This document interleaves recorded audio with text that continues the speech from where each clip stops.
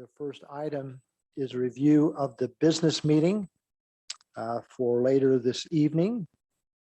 And after our pledge, which will be by our city manager, Tim Tingy, we will have an acknowledgement and recognition of a retired police officer, Michael Fullwood.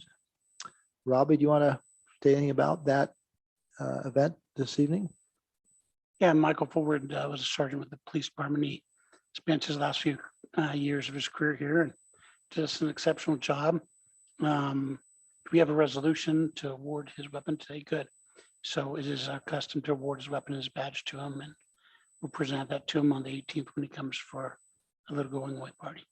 So thank you. Tim, you may want to expound on it a little bit. As I guess it's been for the history of the city that we award them their badge and give them an opportunity to purchase their weapon. Okay, right. So that'll be the acknowledgement. We'll then have citizen comments, allowing those who'd like to speak either in person or online, as per our standard procedures. We have two public hearings this evening. The first is on a proposed budget amendment for fiscal year 2021. Then we'll have a public hearing on a proposed adoption of the city's budget for the fiscal year 2021-2022. Again, that's the two public hearings. Then we have two action items. The first item is Ordinance 356, approving an amendment to the 2020-2021 budget. And Scott, you want to give us a little insight into that action item this evening? Yeah. Well, unless you can put it on the screen, what are you going to do? Yeah, whatever.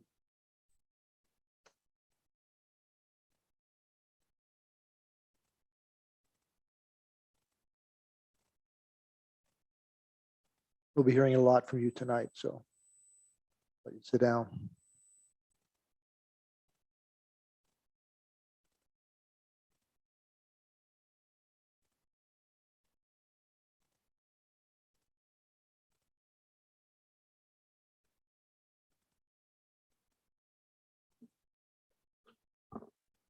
Okay, so this is the summary of the budget adjustments. Everything on the screen. So what we're doing is we're basically in the general fund, we've got 8 different adjustments totaling $39,211. They're adjustments where we've been reimbursed for expenditures, and we're recognizing the new expenditure and the new revenue that comes in to offset that. In every case, it's a dollar for dollar offset for these things. Public Works has some old signs, the ZAP grant for the Arts Council, and several here from number 3 through number 8 for police. Some of it's for overtime reimbursement, and some of it's for training, bulletproof vests, excuse me, and restitution for vehicle damages. And last item is for some events, for some overtime. The Capital Improvements Fund has an adjustment where we're utilizing some transportation impact fees to cover our transportation plan update that was voted on by you in our February 2nd city council meeting. So those are the items that we're going to be doing a budget adjustment for. Nothing's out of the ordinary. It's pretty normal. Everything is either utilizing money that's coming in to offset those expenditures, or money that we've already collected in the form of impact fees. So, Scott, a procedural question, yes, just as an example. Yes. When we liquidate something that brings in a revenue, does that revenue automatically is credited to the department so they have a budget increase? It does not go that way. You have to have an actual adjustment in order to be able to do it. It just comes in as generic revenue. In the case of number 1, where there was some old bent signs and things that were send a Well, that's scrap. still my question. Yeah. Example, that one, like the signs. So there's a budget adjustment of $794. Is that $794, does that just go under the fund balance, or is that then allocated as a revenue as additional budget item or budget growth for the department? So if we did not do a budget adjustment, it would just come in as miscellaneous revenue and end there. What we're asking here is that we can actually reprogram that money in to buy additional signs with the money. And that's what this request is doing, is so that we can add that to the budget as an expense. Yeah, on a small amount like this, I have no problem with it, but typically that would be a little bit of a red flag to me, is if you are liquidating things and it's budget creep or it grows based upon the sell of product. But yeah. Okay, thank you. Yeah, and this wouldn't be perpetuated into the future. It would back out in any future years. So Any questions of the council?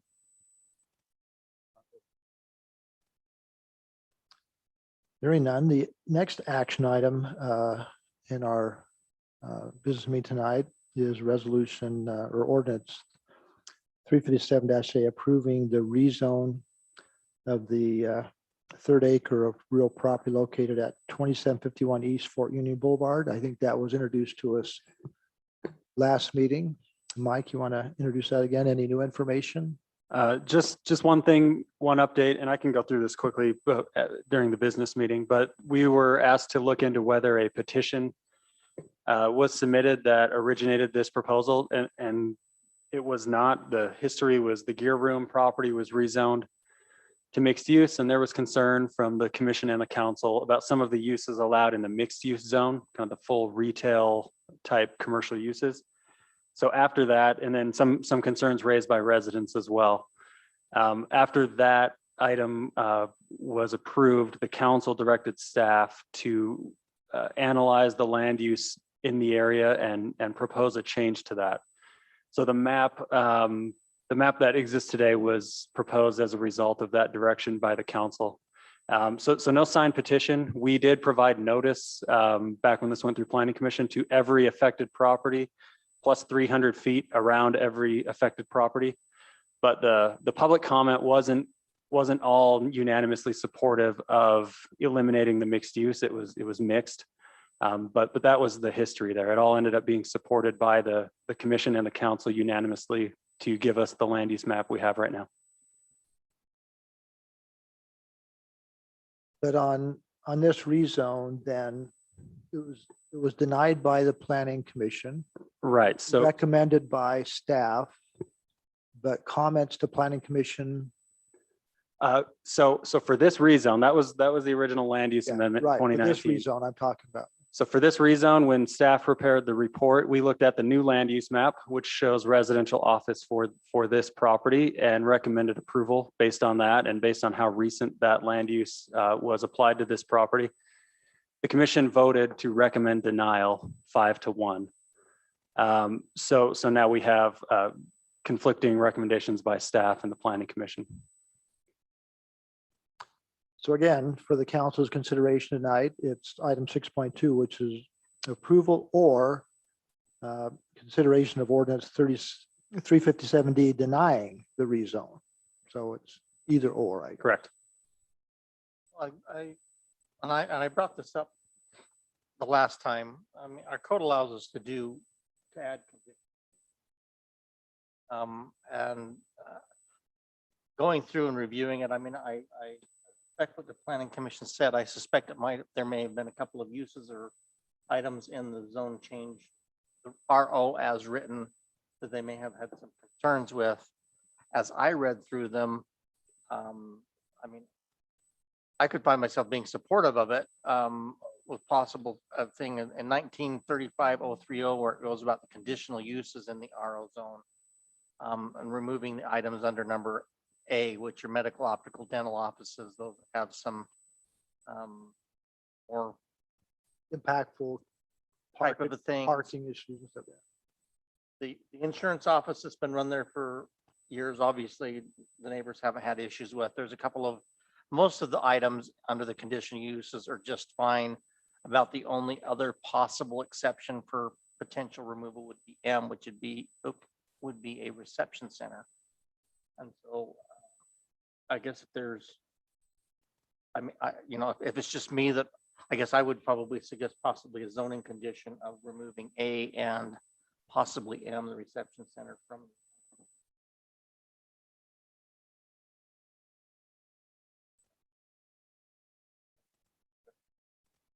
Well, that's kind of the direction we went on the rezone just down the road a couple years ago. Gearbox. Items that may not have fit quite in that neighborhood. But Mike, you'll reintroduce this in the business meeting. Yeah, and yeah, I maybe can go through. be prepared to talk about some of those. Right, yeah, I'll go through the same presentation I did a couple weeks ago. And I didn't clarify this question. For this rezone, we received no public comments at Planning Commission, and then 2 or 3 supportive comments at the last council meeting, and that's it. Item 6.3 coming up in our business meeting is consideration of resolution 2021-22, accepting requests for indemnification. Do you want to introduce that? Sorry, it's been a year and a half. I have to remember how to use this thing. Yes, the city and I think 6 or 7 city employees were sued last month by some plaintiffs who are alleging that there was misconduct by city employees, principally the police department, also the city manager, in connection with the city's response to the August 2nd, 2020 incident, response to the demonstration in the Mill Hollow neighborhood. And so as required or permitted by the Governmental Immunity Act of Utah, we have received requests for defense and indemnification from those city employees. The city is obligated to provide defense and indemnification for actions of city employees which occurred during the course and scope of their employment. And so on that basis, we've received those requests for defense and indemnity. The purpose of this resolution will be to accept those requests, and so the city can proceed to engage its insurance provider to provide the defense and indemnification of the claim. Thank you, Shane. I think there's an excellent narrative that goes with that proposed resolution. And of course, as the notes there is a reservation of rights, which is important to note as well. Questions, comments on that proposed action item? Item 6.4 is, This go ahead, is a Scott. federally filed lawsuit as opposed to other. Yes, this is in federal district court. This is a civil rights lawsuit. Item 6.4 is a resolution 2021-23. It's awarding a retiring police officer his badge and approving his purchase of a police firearm. And I think we talked about that. Again, any final comments, questions? It's something we've done numerous times in the past. How many years total Sergeant has been employed in public safety? I think he's at 21. 21 years. Oh. All right, item 6.4, 6.5 is consideration of resolution 2021-24, approving a firework display contract with Lantis Productions for Butlerville Days. It's something we've done for 15, 16 years, except last year. It's always a highlight. Any comments, questions on that? Go ahead, Tim. I'll just state the cost is, and it's in the packet, is $12,500, 2 installments, and we're recommending approval. No, it's a highlight with great attendance. And so. Next item is 6.6. It's consideration of resolution 2021-25, approving performance contracts for Butlerville Days this year. Tim, you want to introduce that? Yeah, there are multiple individuals and groups that are going to be, this would bring them under contract for their work. Eric Dodge would be a $1,000 fee And then let me see, Sean Christensen and his group, $800, and then Clayton Smalley, 1,000. It's just part of the entertainment for Butlerville Days, and that's also, we're recommending approval of this contract. Scott, any comment? I know that's your committee.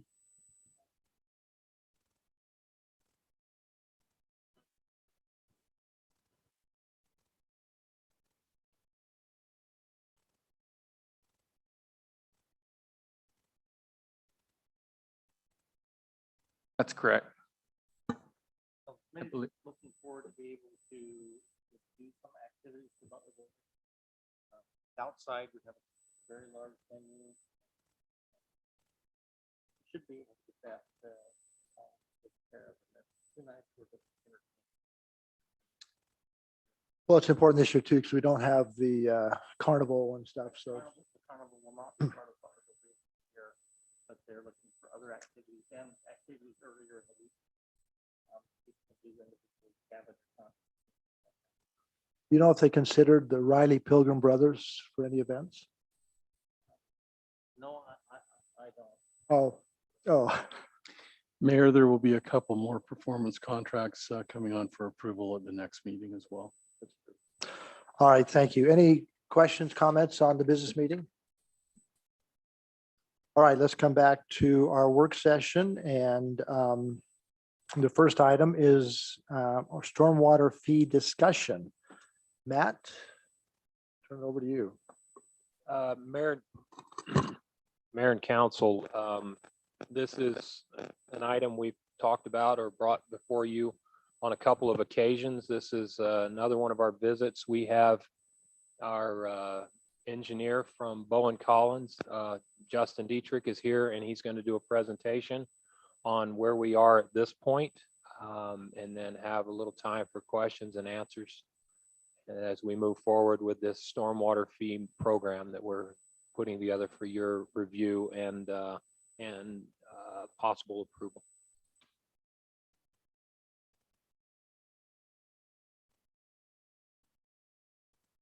All right, there we go. Thanks, Matt. So like Matt said, I'm Justin Dietrich. Emily couldn't make it today, but she's here in spirit and very involved in this project. So I'll get right into it. I know you have a lot of things on your agenda. So we're going to talk about three things here. We've got to the point where we've crunched the numbers on the stormwater fee question. We have created the draft policy manual, and we're ready to move on to some next steps and implementation. So I'll bring you up to speed to where we're at. We'll talk through the policy, talk about the rate, and talk about next steps. So a big picture, as I think everyone here is aware, what we're looking at is a stormwater fee that will be pushed towards an enterprise fund that will lock up and dedicate that revenue for the stormwater system. There may be some general fund also added to that. We'll talk about that at the end of the presentation. And out of that stormwater fund, we'll fund three basic things: operation and maintenance, regulatory compliance, and capital projects, all of which are critical for your stormwater system. So next step, key personnel. Who's going to operate this utility, the stormwater utility? It's going to be the people who take care of it now. They'll just have a dedicated funding stream for them. So we have Matt and Mike and Adam, and then there will be a new hire associated with billing. So we have the stormwater policy manual. It's in draft form now and should be hitting your inboxes very soon. Matt's going to be sending that out, I think, in the next couple of days.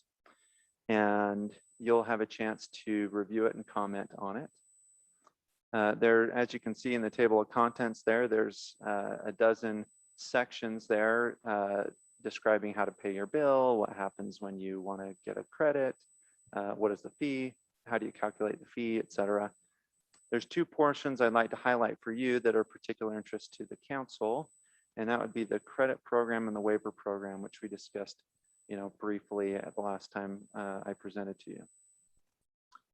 So first of all, credits. So credits come into play when customers, citizens of Cottonwood Heights, they do things that benefit the system and lower the cost to the system. So you can see we have a list of 6 basic credits from LID and detention, retention, training your facilities, people, etc. And each of those, depending on how they impact the stormwater system, how much they benefit the stormwater system, there are credits associated with that. The proposed maximum credit would be 50%. So that means calculate what your bill would be if you do enough things to get up to that 50%, then your fee would be reduced by 50%. If you only did, say, one thing like LID stormwater treatment, one of those options, then you would reduce your bill by 7%. The next major portion for you to know about is that we do have a waiver provision in the policy. So that would be for residential customers for two situations. One would be a hardship situation and the other would be a active duty deployed situation. So residential customers can let us know that they qualify under a different public assistance program. You can see the list on the screen there, tax relief or food stamps. Or let us know that they have a family member active duty deployed, and that would reduce their fee to 0 for a 12-month window. Okay, so that was the big overview of the policy and the structure of the utility. The next one's a big one. We're talking about revenue. So with revenue, we have two main things we need to cover. We talked about what those were. Operations, maintenance, and regulatory compliance. We've budgeted that out. You've seen that before. That was in your last study that you did. And you have about $700,000 a year needed to handle all of that and stay up to date with your regulatory compliance, your street sweeping, cleaning out the lines, all those kind of things, cameraing them so that we know where the weak points are and managing that. We also, or you also did a large study that identified about $12 million worth of projects that are high priority. And so we've split those out into 12 years, and we have about $1 million a year that we need for capital projects for the stormwater system. And you're well aware of that. We've gone through the videos and shown the issues we have with our stormwater system. Where was there was a fairly sizable amount allocated to researching, documenting, cameraing the entire system. That in the ops and maintenance area? The initials in the capital. The initial is in the capital. That's part of the 12 million? Mm-hmm. Correct. Yeah. And I'm using round numbers. I think the study was 12.3 or something like that. Yep. There will be a study as part of that, 12 million. So there's our revenue requirement, 1.7. So now we have, what do we get out of the stormwater fee? So the recommended fee is $7.50. We've crunched the numbers on how many customers we have in the system. We talked about this last time. We got some good feedback. With the $7.50 per ERU fee, that produces about 1.4 million, leaving about 300,000 to come from the general fund in order to meet our $1.7 million need. So there's our revenue projection at the bottom. In that revenue projection, I hope it's okay to ask questions now. If not, we Absolutely. would say that the cost of collection, where's that in the analysis? That's in the 700,000. That's part of our operations and maintenance. I should have said billing up there. So the 700,000 includes the cost of collection, Yes. as well as that the manpower costs you referred to as well, personnel costs, Yeah. So that new hire would be in there. the new hire, but also you mentioned previously, you said the administrative staff, like works director, engineer, are their costs all in that as well? Not 100% of them, But a percentage? associated with stormwater. Justin, I've got a quick question. As far as we know about the exemptions and things like that, do we project what that would be as far as compliance to that, where we'd be at? What would that do to our numbers? Do we have an estimate on that? Sure. Yeah. We've estimated that you would, that your number of full ERUs that we would bill would reduce by about 6%. And we've accounted for that already. And that's, so the $1.4 million assumes that has taken place. If you had an unusually high participation rate, your revenues would be less. If you had an unusually low, it would be more. Try to beat this question again, but in cost of collection of the 750, what amount of that would be lost to the cost of collection? It wasn't a lot. Matt, help me out if you have a better number, but I think it was Dollar? about 90,000. 90,000 a year, so I thought it's 36 cents, wasn't it? Is that a number that Yeah. sounds right? Yes, it's easier for me to quote it that way for you. Yeah. It's the initial quotes we've gotten from Rocky Mount Power, 36 cents per bill per month. per month. And then there's also the setup, there's an initial setup cost, but that would be in the first year. And then there's an ongoing maintenance that they have, what is, once again, it's a separate cost, but it's fairly minimal. It's a couple of hours a month type, according to their contract. Well, They bill us per hour on that. Councilmember Brack, remember years ago, we looked at this. Back then, it was much, much higher. So it's come down a lot. We know that they're currently providing the same service to other cities, and they're streamlining that process too. So.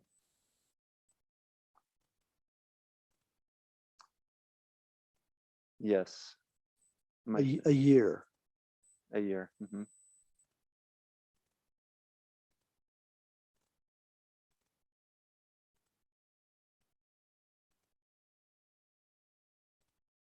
Yeah, so it's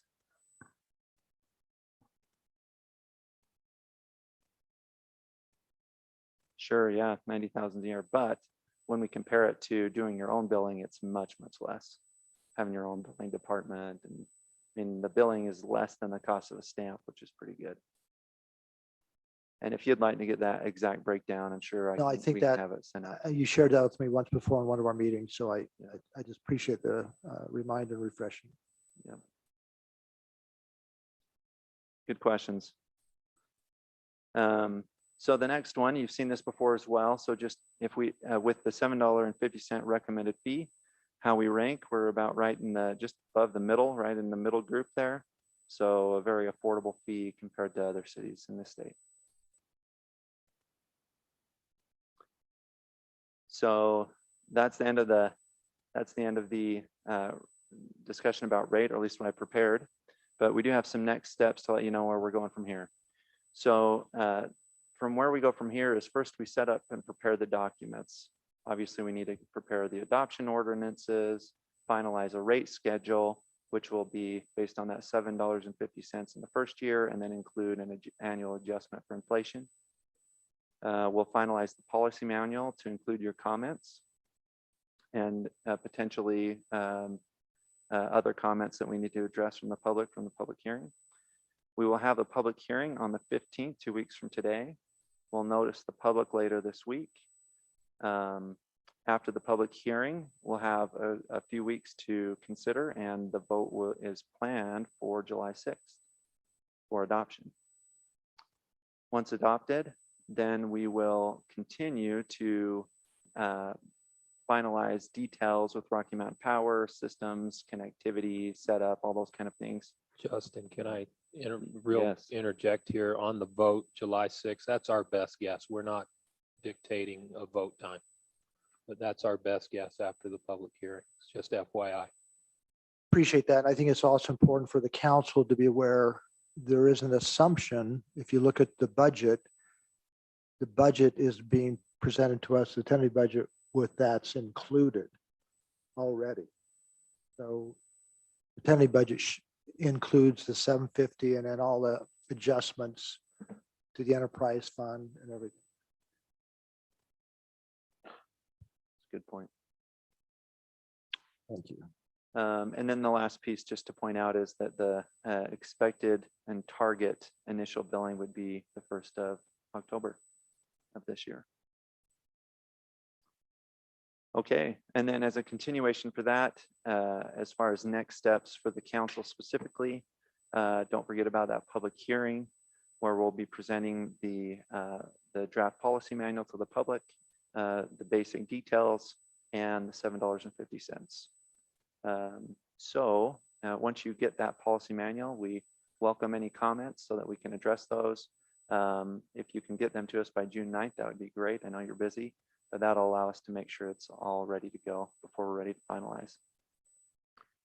And then again, tentative vote is July 6th. Just two comments real quick. One, my compliments on the policy manual. Again, the opportunity I had to be involved in a couple of meetings and then reading that last draft. It's well done. I think the council needs to look at June 15th public hearing. It's kind of like, for lack of a better term, truth in taxation. We've thrown out there an amount of $750. That's just a recommendation based upon public comment and council comment. That can definitely change. Sure, that's it's your authority for sure. Mayor, on that, there are so many variables to that 750, so we know that that's not a realistic. I mean, it's a benchmark type of thing. Would you call it? I don't know what you call that, but there are a lot of variables. Well, I'll raise two questions just for the council's consideration later. Is one, that 750 puts us at the maybe 60th percentile of other municipalities. Yeah. Okay, you can see it puts us over the halfway part. That's one point. Another point is that the American Recovery, is that what it's called? ARC, American Recovery, whatever the latest stimulus from the federal government is. That $3.7 million the city will get, those funds can be used.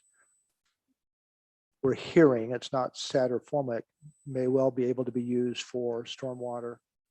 We may want to take that in consideration because that's a material impact to our budget and has some restrictions on how it can be used, obviously, but could impact this and should be in the discussion when we set this fee, in my opinion. But I just have a question about that. You said that we're in the 60th percentile based on that graph. it's just which I a agree. rough thing, yeah. But what other like telecom tax? Are we one of the few cities that don't implement that? Right. So when you look at sort of taxes and where we fit in, I think it's only fair that we mention other areas where we don't implement a tax. Yep. Others do. Absolutely. Yeah, we're one of the few that don't have that at all. Yeah. You also don't have any other utilities to share the revenue need with that other cities often do. Okay. Any other questions, comments regarding stormwater fee?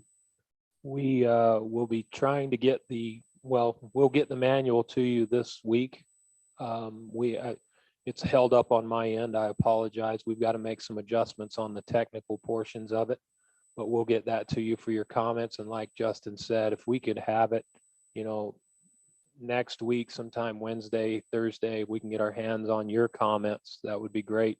And we can, when I say we, Justin and Emily can make some adjustments and send it back out. But so we're now kind of in that process where we're turning to you to start adding things to it. So I want to, say I appreciate Bo and Collins, especially Justin and Emily, for their efforts. This is a good process. I think Well, maybe you could mention to the council what that process consisted, because that manual was the efforts of a half dozen meetings where it reviewed all the credits and adding things in, taking things out. Yeah, we've had a staff committee, and we asked the mayor to sit in on that. And this consisted of our stormwater manager, obviously Bo and Collins, myself, the mayor. Tim was in on a few of them. Tim is in there, and GIS has been involved. So we've had quite a broad spectrum of eyes looking at this over about a half a dozen meetings where we've gone through each of these issues. And when we brought things to you as a council over these last 3 meetings we've had with stormwater, we've taken those back to the committee, worked through those, and tried to put your comments into this manual that you'll be seeing. So it's been a pretty big effort on everyone's part in making sure we're getting everybody's opinion put in there and thoughts. That's helpful, Matt. One question I have, I know that I think I've had at least 2, well, maybe it's just one expert from within our community make comments. No, was that Yeah, individual? we involved? have those and we are answering those questions. We've had a half a dozen or so come in and we're replying back to those. I think, I I think don't this is know more the of a name, but technical yes. expert. Okay, yes, but he's been engaged in the process. yes. One last question I have, the ARC, do we know when that allocation, the possibilities and what the, I guess, parameters are for ARC? And would it be a one-time, how would that work? So I can address that. We know that the costs that can be utilized for those funds start March of this year moving forward. We have certain amounts of time where I believe it's 2024, 2024 when they have to be used. We're still waiting on the Treasury Department to give the final determination. It's still going back and forth and they're taking input, especially from the National League of Cities on this. And so we don't know the full parameters yet, but we do know that tentatively that we're allowed to spend on stormwater, but we just don't know the specifics. It won't be allowed for operations. It'll just be capital. And so those are some of the things that we know now, but the final determination will be coming out hopefully in the next few weeks.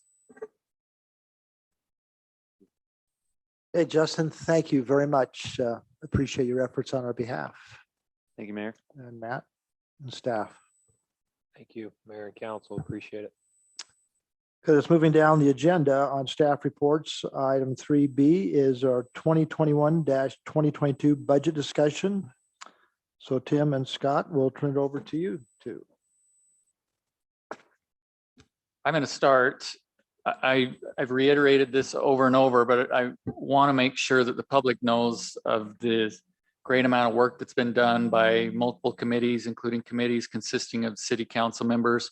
We began the process for this budget proposal in January and then had numerous meetings, input from department heads, and have had multiple meetings with the council in work sessions related to the budget. So it's been a long and important process in getting to this point.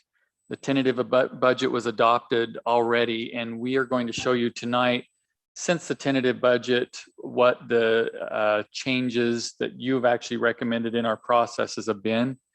And we'll highlight that. Some of the things that were discussed last time, we've incorporated some elements that we're recommending from your input that we'll talk about as well. So I'm going to have Scott go through the specifics on that and really just highlighting what's different from the tentative budget to now with this.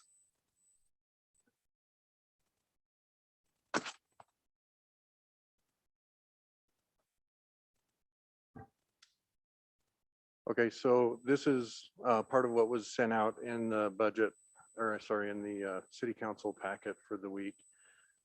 This is near the bottom of page 7. It's the listing of items that have changed as we've gone through and done this. So we added the 400,000 in revenue from UDOT.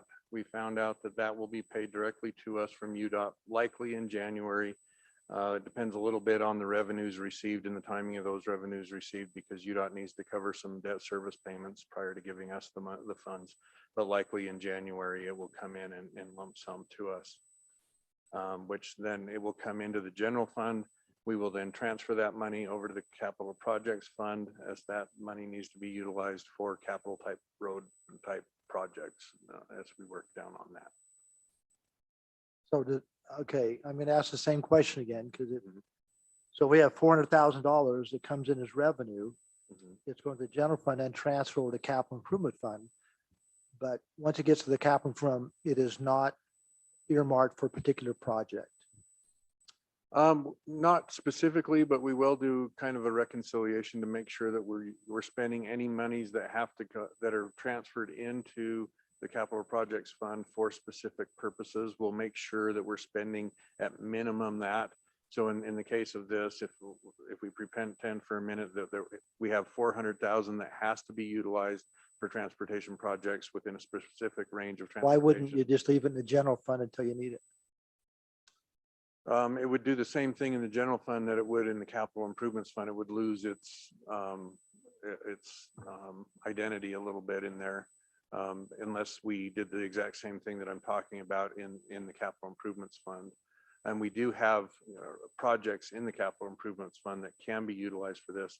And we've also we're recommended by the budget committee when we met with them to fund a little bit higher than what we had normally funded in prior. I guess that was my point, is Yeah. that to show that it's not a slush fund. No, It's gone through the process, through the budget committee and through the council to be identified, to be put into the capital fund for a particular project. It's not just extra revenues, it's put in there like a fund balance, but in a capital fund balance. yes.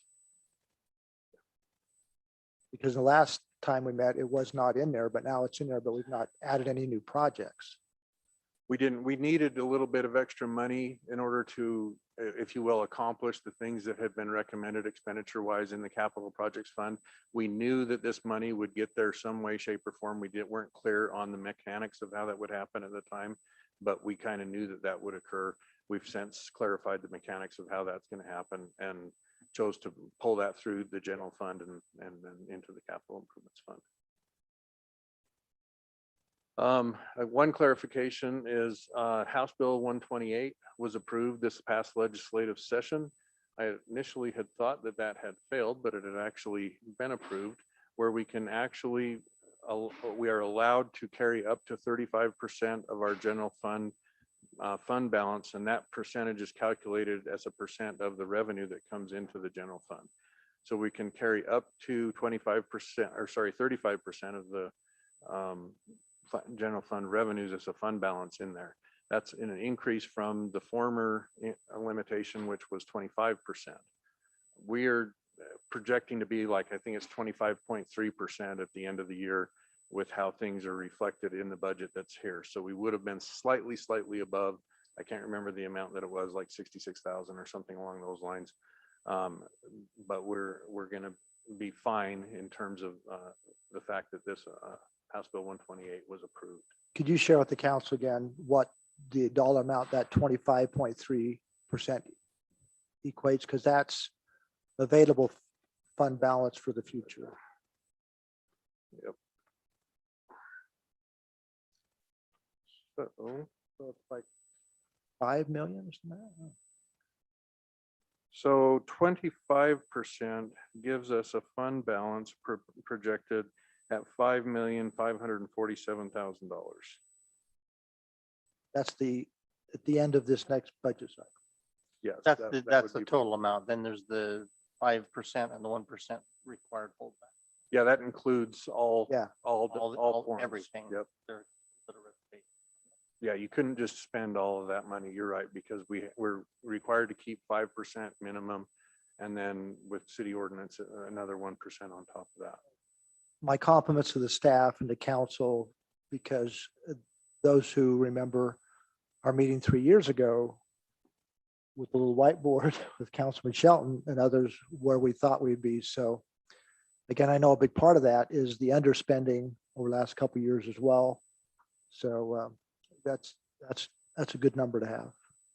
And one of the big things was the CARES funding that came through too, that we benefited to the tune of $1.5 million or so dollars on that. That was a big. And sales tax revenues all time. Yes, yes. Sales tax revenues came in much higher than what we projected that they would during the current budget year.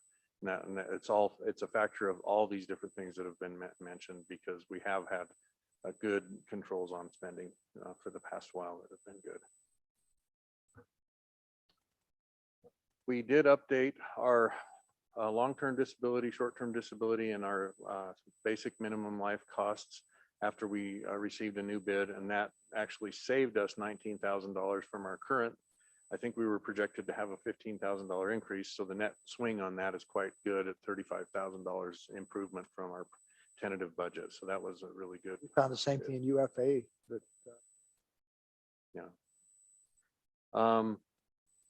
we included $6,700 net for a match for the Utah State Historic Preservation Grant. The expenditures went up slightly more than that. I can't remember the exact total off the top of my head here, so I'm thinking about this. And then there was a little bit of a revenue offset that went against that.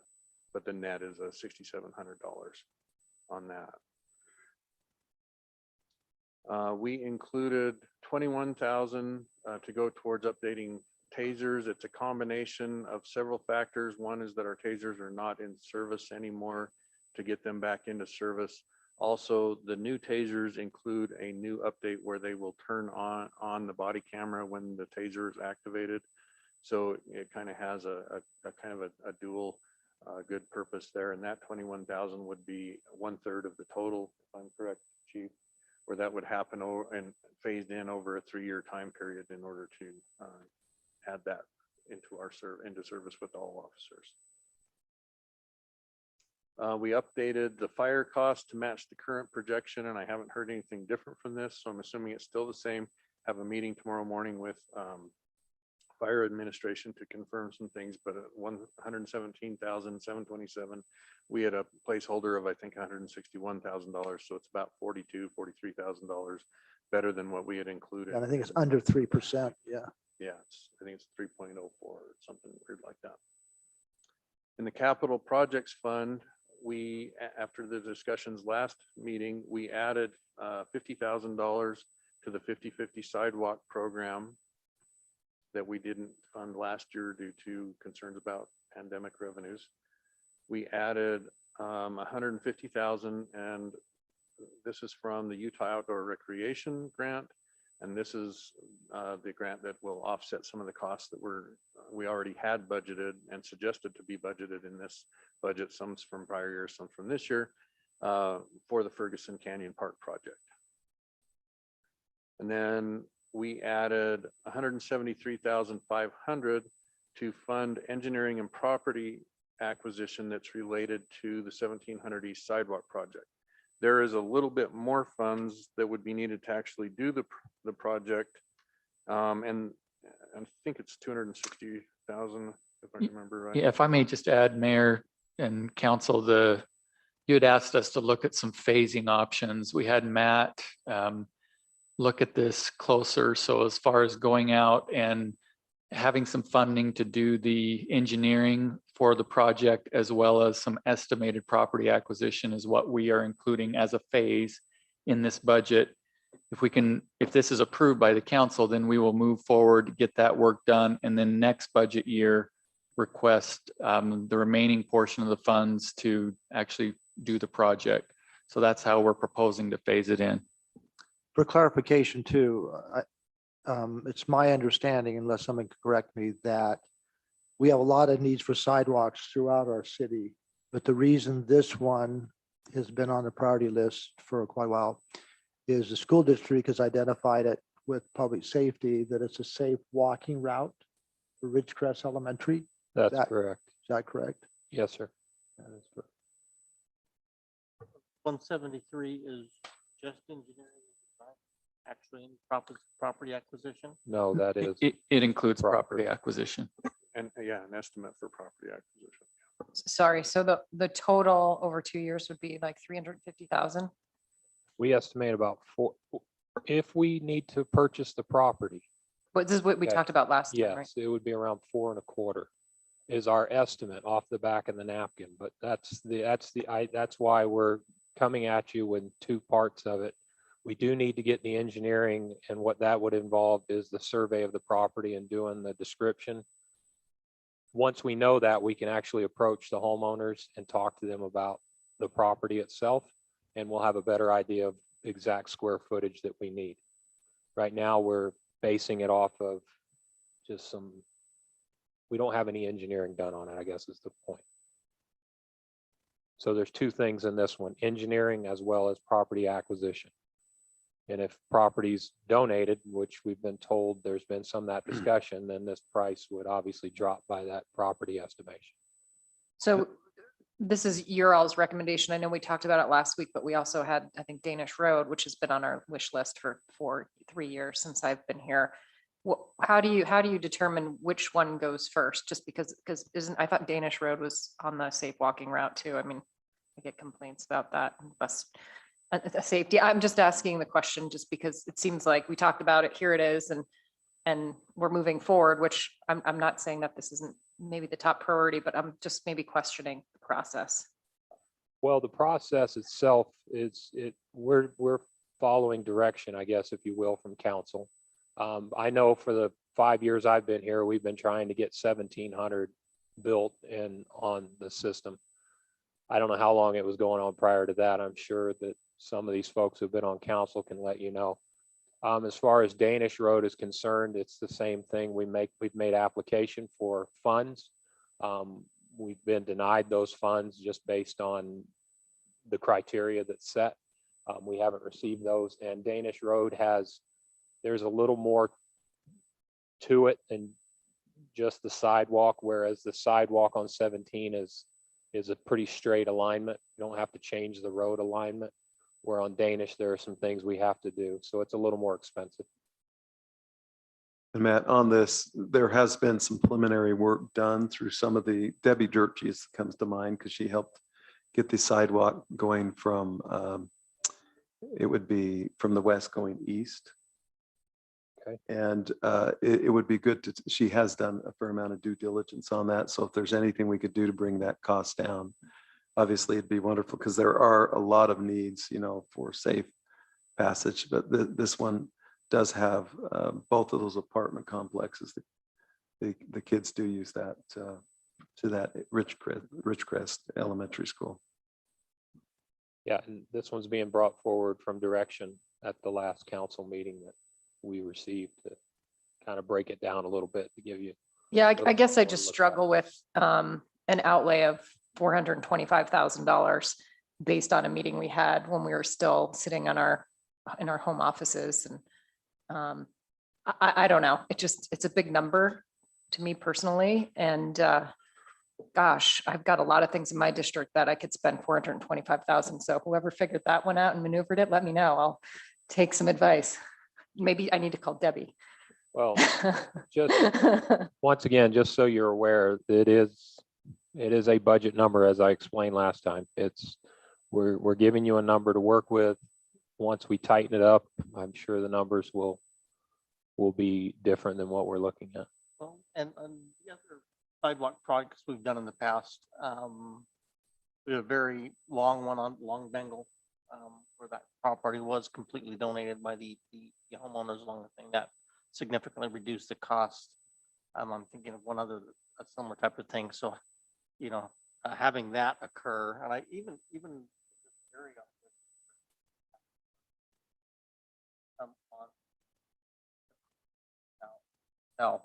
a lot of that property was donated, and so that obviously significantly reduces the cost. I don't know if you'd have quite enough if it was all donated on 173 to finish the project, but that would be. The amount that's actually included in here for estimated property acquisition is 135,000. So We're hoping it's much less than that, though. We're hoping. it could be, yeah. Right. Make that grant. Well, Councilor Michael really brings up a good point, and that is the process. And our process has been, in general, that we would have a retreat once a year, and we as a council would prioritize our funding expectations going forward. And it's true, this was not on that funding list. There's probably a couple more that were not on it, but and again, we have the right to augment that. But again, she brings up a good point, is it's always tough to start adding personal things at the last minute. But at the same time, I was supportive of this last meeting only because I can remember when Councilmember Shelton had done a lot of work in trying to move this along. And I think Matt had talked about Wasatch Front in our funding request there. And I think Danish Road's probably the same thing. So it's just a matter of, you know, is there an aspect of Danish Road that's ready, or a piece of it we want to consider, or do you want to take this one off and put it back in the hopper? What's your thinking? I guess when you're talking about property acquisition and something over $100,000 and we're talking about engineering, I think I'd probably like to know what the property costs are before we start the engineering. I mean, I don't know who does that. Do we hire a landman? Do we personally go out and knock on doors? Yes, but I don't have anything to present is the issue, other than. Well, you know the width of a sidewalk and you can knock on somebody's door and say, we'd like to put a sidewalk here. What's your feeling? Are you in support of I that? I mean, understand that, but it's also a matter of we can't build unless we own the property. So we have to have, and I need to know the legal descriptions of those so that we have that. So But this, we can this use eminent does domain, involve some correct? preliminary engineering with surveying in it to do that. I'm happy to go knock on doors and do that and have that discussion. That's even if not it a was- problem. Even though it was budgeted, it wouldn't be spent until our due diligence was, which is knocking on doors, going through the steps, communicating with.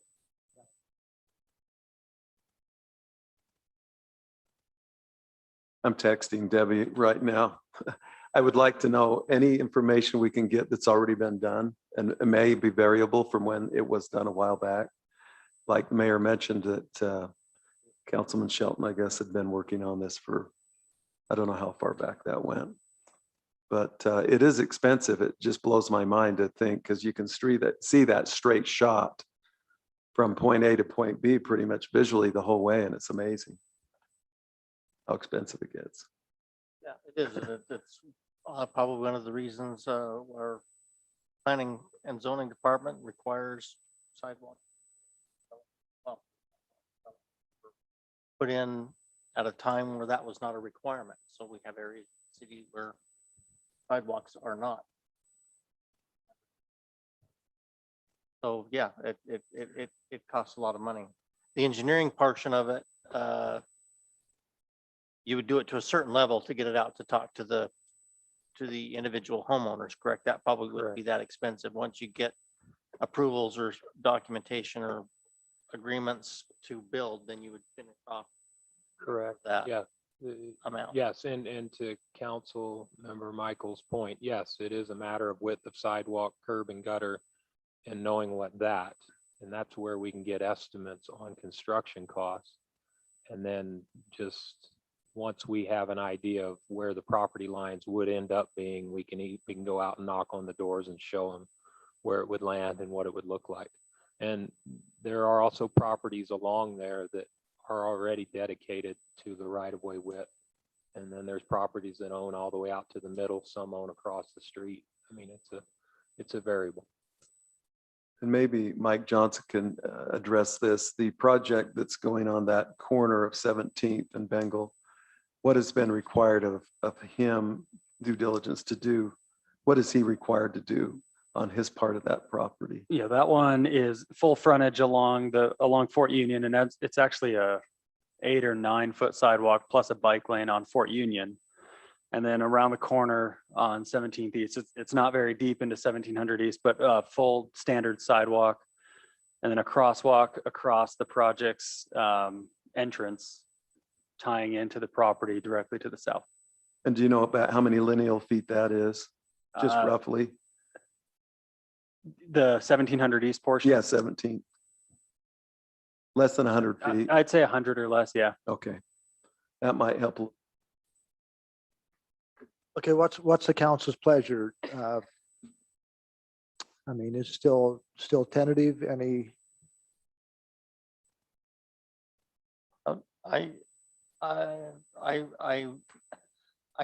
The preliminary engineering, I don't think is that big of a budget. Well, I'm talking.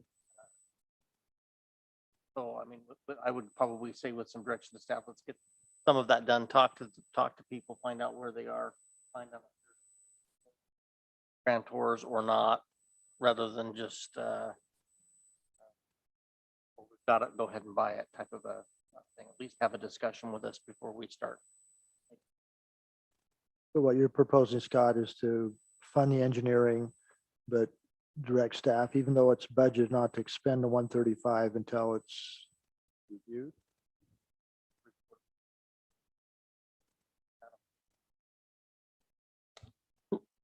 Yeah, we can definitely do it. And phases. We can do the engineering work and then come back to you after that's done and after we have preliminary conversations before. Wildly different with the market the way that it is right now.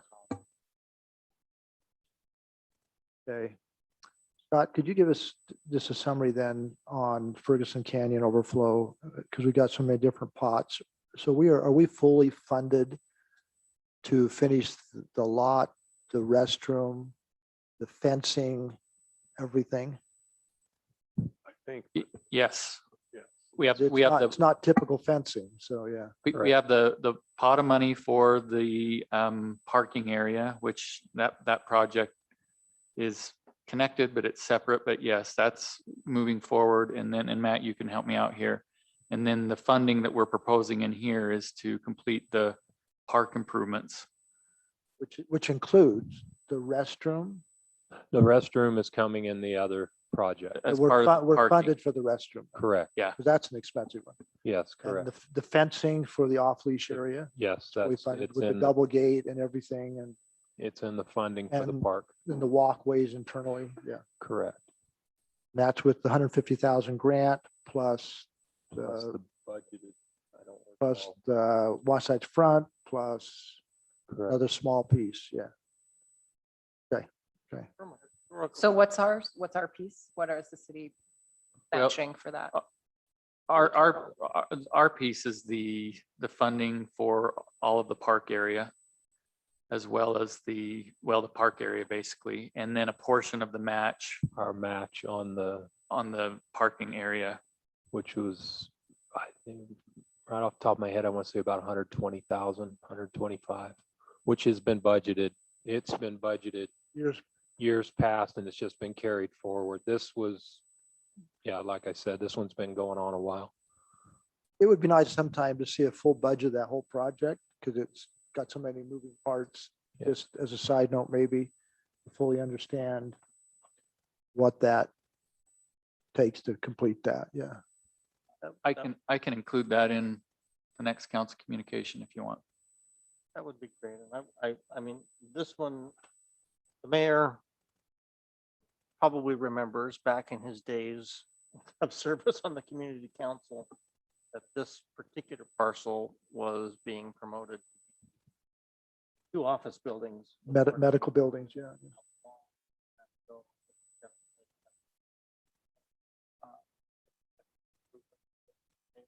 Very our concept. Well, This will be a culmination of. well, it's the money, it's the parking, it's the off leash, it's the restroom, it's the park, it's the fencing, and we still have to have that meeting with the public yet, which we've not done. Yeah. The off leash area. That's being, correct me if I'm wrong, Matt and Mike, that's being designed right now. That area, you approved the budget or approved the contract for that, or the group Yeah, that's doing the that. contract's been let, so we should probably have an update to you here in the next few weeks on where we are on the design portion of the park itself. But yes, that is happening.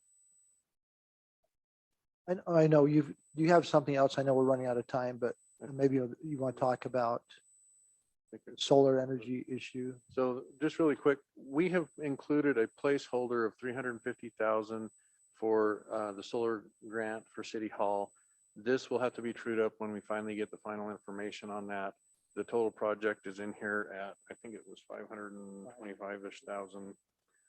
And we'll have to update mainly the revenue portion, assuming that comes through so that we can take that into account. The whole project is 516 Yep, and 350 is proposed for we'll receive in grants. Yeah, and that will be updated. Oh, you'll update us on that in a The- minute, yeah. Okay. No, I just received a few emails about the return on investment on that. And then Well, hopefully it's better than 47. But it was.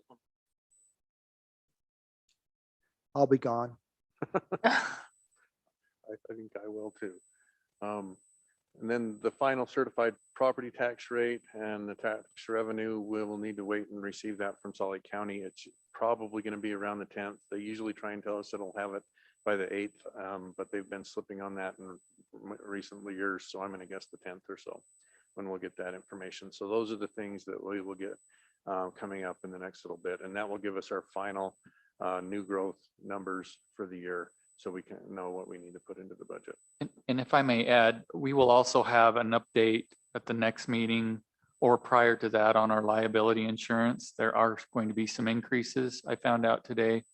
We're evaluating that right now with our insurance provider, and that will be an adjustment that will need to be made from the tentative budget as well. Local government stuff. Yes, And those increases are a material amount.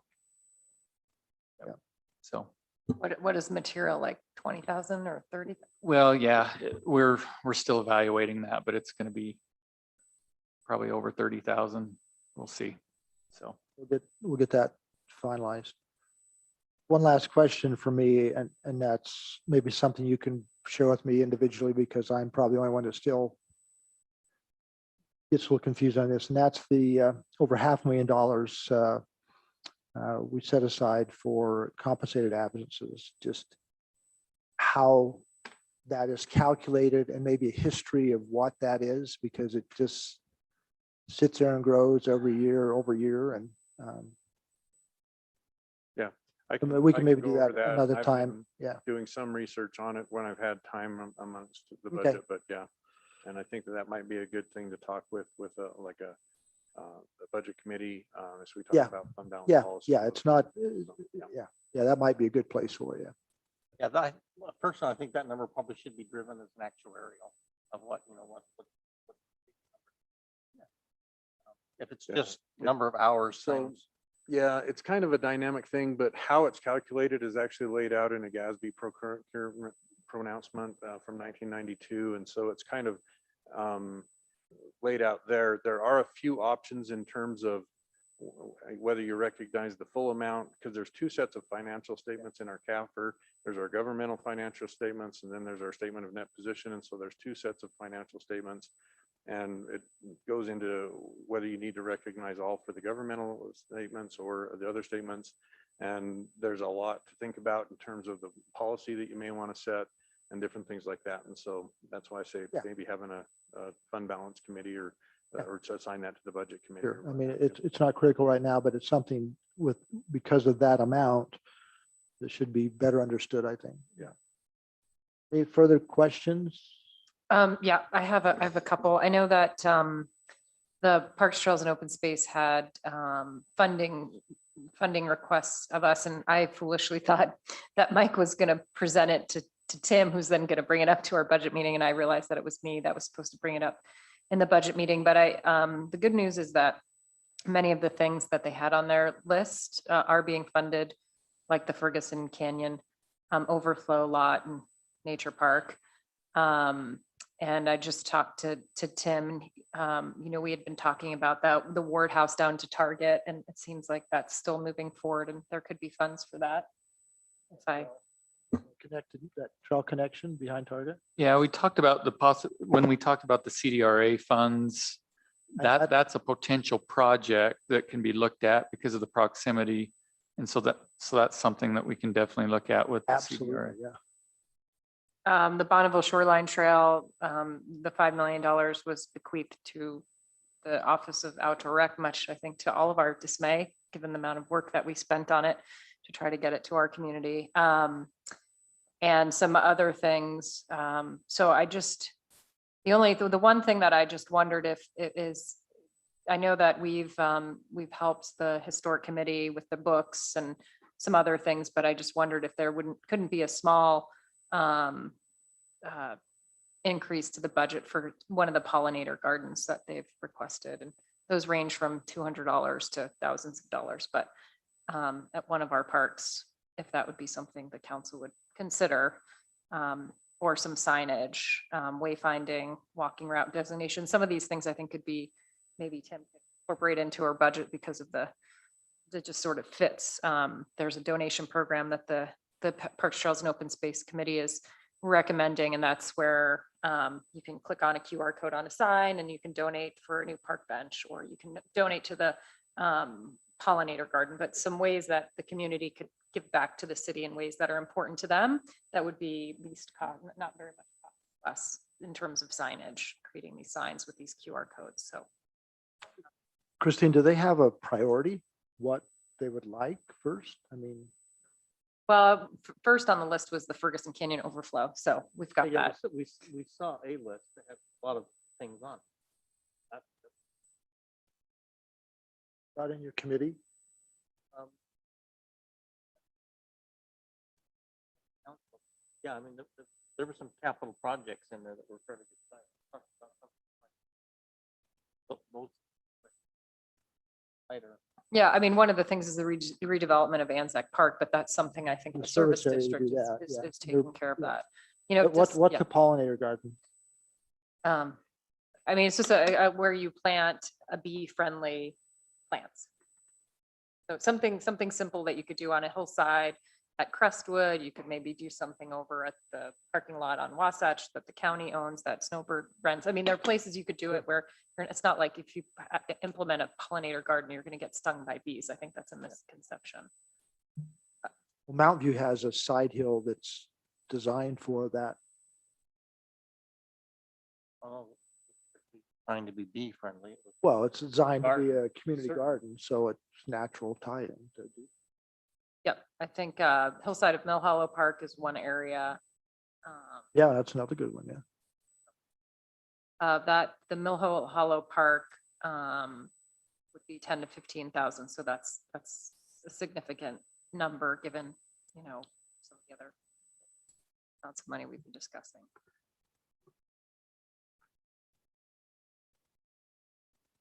I think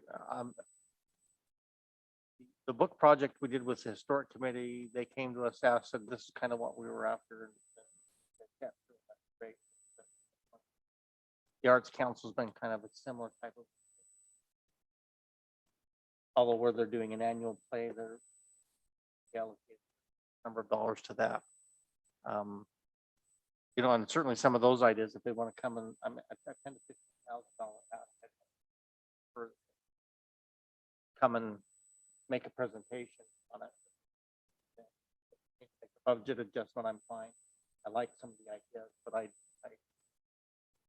I'd be a little more cautious on just. Well, I think the list originally was for grant requests to help Mike and his team determine as certain grants come up, what would the Parks, Trails and Open Space Committee be interested in us pursuing? And that was the Yeah. initial thought of the list. Yeah, and then they split off that smaller project list for ideas that could be probably less viable for community or regional type grants, but more so for small budget allocations. I think the high end cost for the pollinator garden would be a substantial area being dedicated for that. That project was presented by one of the members to the committee, and it's very scalable. So they could make something work with a few hundred or a couple thousand, and then you could transform a large area of a park with more. I'd be more than supportive of identifying something that the Parks, Trails, Open Space Committee can identify as a project or working on it. They have several, but I mean, this committee, and Mike, and you can tell me if I'm wrong, and Christine, but they've been very proactive, like our other committees, not taking away anything from those. And I think it's important to maintain the interest in integrity of those committees, and the efforts is to heed some of their advice and suggestions where it's practical. And obviously, there's a couple of things we're already doing, but if there's a small project that the council supports, or as Scott suggests, we want them to come back and educate us on pollinator garden, and then we do a budget adjustment, I would be someone who'd be supportive of something like that, just because I know the thought process that they go through in that committee. But would you be comfortable with that? I would, and I know three of the more active participants, including our chair, are coming up to their term limits. Well, their first term ends. If you remember, we had it scaled. And Greg Hilbig from Draper City, who's a huge advocate for what we're trying to do in our hillside. So I agree. It would be nice to. So I will, if everybody agrees, I'd be happy to share that. And Mike, if you want to help me share that with the committee, that if there's something that's outside of what we could do here within our own budget, that you would like a presentation of that ask. Yeah, I know somebody mentioned wayfinding, and I think we were funded wayfinding through track, right? That's correct. That's That's one of the one of the grants I projects helped we're on, yeah. working on this summer to get it going. So I think we need, what I would encourage us to do is go back to the PTOS committee and go through that and say, here's where these things are because of their efforts and what is their next priority. And if it comes to us and we can look at a budget adjustment and the council feels supportive, we can move forward. Yeah. Okay, Sorry, Scott. No, you're good. okay, we're running out of Can I time. I'm make sorry, we got to get One through. quick Please. request, possibly, this may be way beyond their scope, but something, I know you're interested in bike, I would maybe have them put some thought, is there any way they could start to put together comprehensive trails and biking? Actually have things connected. We've done bike plans, but there's always seems like there's gaps. Already have? You'll see that in July. We've Okay, got so I'm a just- comprehensive I'm master just plan. asking too early. Shut Yeah, up. yeah, All just right. 2 weeks, 3 weeks ahead of time. Okay, I say done. all right, it's 20 after 6. We got two more important items. Scott, anything you want to wrap up with? Nope. Any final comments from the council? Again, we still don't vote on this until the next meeting. The tentative plus anything we've heard tonight are open for the public hearing. Right. And again, I think it's important to note too, that anything in the budget, there's still a level of accountability that we as a council have with respect to the city manager and expenditures and like we saw tonight, there are budget amendments through the year as we tweak and adjust to make sure that we are meeting the needs and expectations of our constituents and throughout our district. So, Yeah. And any large contract is brought before you for Yeah. approval and everything. So yeah, there's multiple levels of scrutiny throughout the Large process. contract, meaning Typically it's Over. over 25,000, but it could be, I've seen, we approved several tonight. Well, we They're a talked lot about less than approving several 25. tonight that are a lot smaller than that. So it could be just about any level. And Mayor, and Council, there will also be the public comment tonight, obviously, and public hearing on the 15th as well. Yep. Both nights. So a lot of decisions to make on from stormwater fees to budgeted amounts. So Scott, thank you so much. Great job. And especially want to thank you again for that analysis you did on comparing us with other municipalities. I thought that was extremely helpful. Then that's one I'll definitely keep up year after year as we do that. And Great. All right. Another one of our fine employees to meet with us regarding Community Renewal Energy Program, House Bill 411, Governance Agreement. Samantha, who is our Community Economic Associate Planner dealing with sustainability. Hey, So welcome. is this a good volume for everybody? Yep. Okay, it's so weird to be speaking into a microphone. I am here tonight to talk about the Community Renewable Energy Program, but I just want to really briefly give you an update on solar. It's not part of my presentation, but just informally, I expect to hear back next week about our solar grant. It's about a 60-day period, which would put us right at next week, second week of June. If the full request amount is awarded, which is 80% of the project, the amount to be paid by the city would be just over $100,000. So that line item of 350 that was included would be more than is needed if the full award is awarded. It's possible they only award partial funding, in which case it would need to be a discussion with the council on how to proceed, whether allocating more of that line item or waiting for another year, but we will find out shortly, hopefully. So, okay. have you done any or able to do any type of ROI? Yeah, the return on investment, if that full funding is awarded, is between 4 to 10 years. Again, the partial funding scenario throws a bit of a wrench into those estimates, and we would need to look at that again, at which time I'll bring that information 4 to to you. 10s are good numbers. They are, yes. And that's 30 to largely 40 due is- to the 80% offset, which I'm very optimistic that we have a strong application, and fingers crossed. So Do you have a sense of how many other, it's a rolling? it is a application rolling process? application. And for most of the last year, applications were only open to Wyoming and Idaho, I want to say. Utah was not eligible. And so I think when that opened, there was likely kind of a flood of applicants.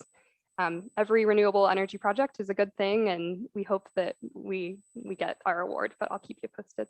So I'm not sure the amount that applied, but I know we were joined by several. So Do you know the total sum they have? 800,000. Okay, I'm going to share my screen now, and we're going to just kind of run through a few things with the Community Renewable Energy Program. Okay. I just want to be able to move through this a little easier.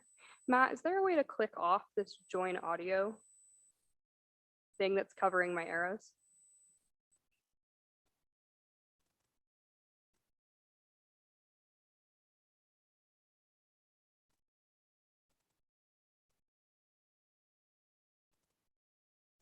Hide video panel or hide floating meeting control? Yeah. Okay, great. A year later and I'm still like struggling through Zoom. Okay, so just as a little bit of background on this, it's been a few sessions since we've discussed. This Community Renewable Energy Program is also frequently referred to as HB 411. This originated from legislation that was passed in 2019. It creates a way for Utah communities to partner with our electricity utility, Rocky Mountain Power, to achieve net 100% renewable electricity through that partnership. The most recent step that came through council was to sign a renewable electricity resolution with a few different target dates and renewable electricity percentages. That was completed at the end of 2019. And now we see things kind of ramping up again with this next step of signing the governance agreement. So that's what I'm going to kind of walk you through tonight. So this just gives a really simplified kind of flow of the program process. We see that the resolution step has been completed. Now we are looking toward signing the governance agreement with a series of additional steps leading up to the program beginning. And all of this is to say that it's going to be a long process, and this is just one step and one option for considering our participation as we move forward. To give a little bit of an overview on the governance agreement, the purpose of this is really to be a single agreement that all of these participating communities collaborate on to lay out procedures for things like cost sharing, voting, initializing the rate making process, and other administrative elements. So rather than getting 22 separate agreements between the utility and communities, we have one unified structure. Procedurally, staff and legal representation from the eligible communities have been meeting really over the past year to write a governance agreement, and that's now been distributed for signatures. A handful of eligible communities have already signed, including kind of our partner cities of Mill Creek and Holiday. So we are excited to see communities starting to kind of commit to this. For continued participation in this program, communities should plan to sign this agreement by the end of July of this year. The governance agreement contains a lot. It's a long document that lays out many procedures, but I think the thing on the forefront of most everyone's mind are the costs. So as this program is the first of its kind, there are several initial costs to get it up and running. It's really important that these costs are covered by the communities who participate so that they're not shifted to other communities who are not participating. We don't want to burden anyone with costs for our program. As we consider these costs, I think it's helpful to break them into two categories so we can kind of picture a bucket of non-noticing costs and then another bucket called noticing costs. And I'm going to cover those here. So on the left column, we see the non-noticing costs. There's sort of three main categories that make up this larger cost bucket. The first is a community expert who is a legal and technical consultant or team of consultants who assist the communities with analysis and negotiation alongside the utility. This also addresses the rate making process. This is an expert who will advise the communities on rate making and rate impacts for customers. This category also includes the Rocky Mountain Power application fee, which is just simply the fee for the utility's time to engage in this process with us. And then finally, the OCS DPU expert, which is an individual or team of individuals contracted through the Office of Consumer Services and Department of Public Utilities to review the program details through those lenses. The estimated total for this large cost bucket is $700,000, and that's a total to all participating communities. That is not per community. And then if we look on the right side, much more simple, the noticing cost is simply the individual cost to each community who participates to mail out in snail mail 2 opt-out notices to each Rocky Mountain Power customer in their jurisdiction, providing information on the program's rates and the process to opt out and stay on standard offer electricity if customers so desire. This total is going to be unique to each community, and I'll touch on that next. So if we look at what this picture means for Cottonwood Heights, our portion of that $700,000 for the non-noticing costs comes to just over $20,000. Our portion for the noticing costs, which again is unique to us as it's based on the number of Rocky Mountain Power customers in our city, is just over $11,000. So we see a total program buy-in amount of just under $35,000 or $33,381.98. There is flexibility in the program for this non-noticing amount to be split over 2 fiscal years if needed for budgetary purposes. I believe it's been included in your proposed budget as a total sum, but there is that flexibility if that's needed. And then I just want to go through a few frequently asked questions. I have met with Holiday and Mill Creek and presented the same material to them before they signed, and these were some of the questions that came up. So I'm just going to run through these, and then if there's any questions from the council as well. The first question is, what will happen to costs for Cottonwood Heights if some of the eligible communities decide to stop participating? So there's 22 eligible Utah communities. If some of those decide not to sign the governance agreement, will our costs go up? And the answer is no. Our costs, or that 33,000 number, is stabilized thanks to certain communities acting as a financial backstop and agreeing to pay a little bit more to kind of stabilize costs for the remaining participants. Next question, what will the rate for participating customers be? This is a huge question and hugely important, something that we'll be engaging with next in the rate making process. The reason that the governance agreement must be signed before that rate making process initializes is that we need to have money for that rate making expert to assist us. We also need to have a more accurate sample size of who is still participating in order to design that rate accurately. Next, we see what is the opt-out process. Again, some opt-out mailers will be coming to every Rocky Mountain Power customer before the program begins. Those will include details on how to opt out. That's a process that's managed through Rocky Mountain Power. So they will be largely the point person for that. Can customers opt back in after opting out? Individual customers can. If I, as a resident of a participating city, decided to opt out and stay on my standard offer electricity, I could then choose to opt back in at a later date. But I want to distinguish that communities cannot opt back in. So if we were to decide to not sign this governance agreement, we would then be done and our eligibility would cease. We would not be able to then come back into the program. So by signing the governance agreement, if the council does opt to move forward, we give our residents a choice to opt out or to participate, but we would need to complete that step to further our eligibility. And then finally, will customer rates increase if participants opt out? This is another huge question that we'll be engaging with during the rate making process. To put it very simply, we don't anticipate rate fluctuation to be any more volatile than it already is with the electricity rates that exist. And we will be focusing largely on an incremental resource procurement process, which essentially means we are going to ensure that as we acquire renewable resources, we are not biting off more than we can chew, so to speak. So not selecting such a large resource that then we would be saddling participants with the requirement to pay that down. So this will all be discussed much further and in much more detail, and we'll be back to talk about that more, but that's kind of just a brief look at what's coming forward. To wrap up, there's a few decisions that I would love for the council to contemplate. For one, do you wish to sign the governance agreement and continue our eligibility? For two, do you wish to budget for the costs outlined in the governance agreement, which are included as a line item in the budget? And then finally, who would you like to designate as a board member and an alternate for the governance cooperative that is formed through that agreement? The board member must be an elected official, but the alternate can be an elected official, an appointed official, or staff. So it's a lot of information.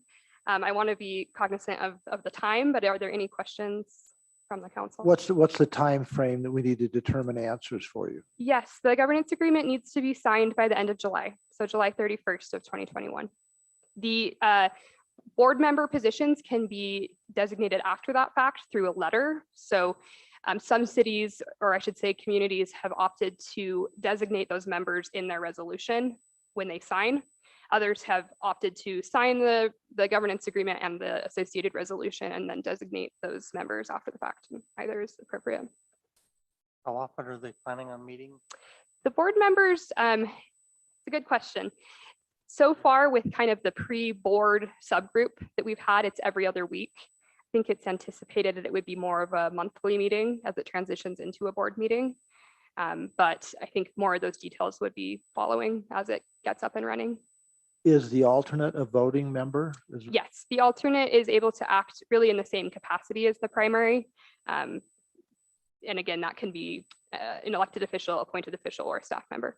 So if we appointed a council member to be the board member and they could not be there, the alternate, who could be a staff person like yourself, could be there and fulfill That's the exactly right. obligation. And I think that is what most communities anticipate doing, just where elected officials are spread so thin.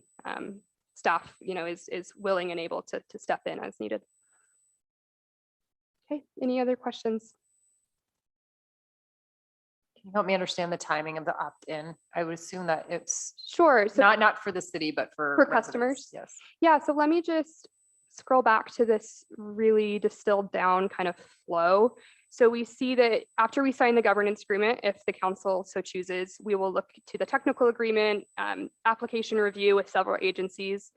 Then it comes back to municipalities to decide whether to pass a local ordinance that would kind of implement the new renewable rate. And then we would send opt-out notices. And when I say we, it's Rocky Mountain Power who sends them. We are just reimbursing the utility for the postage.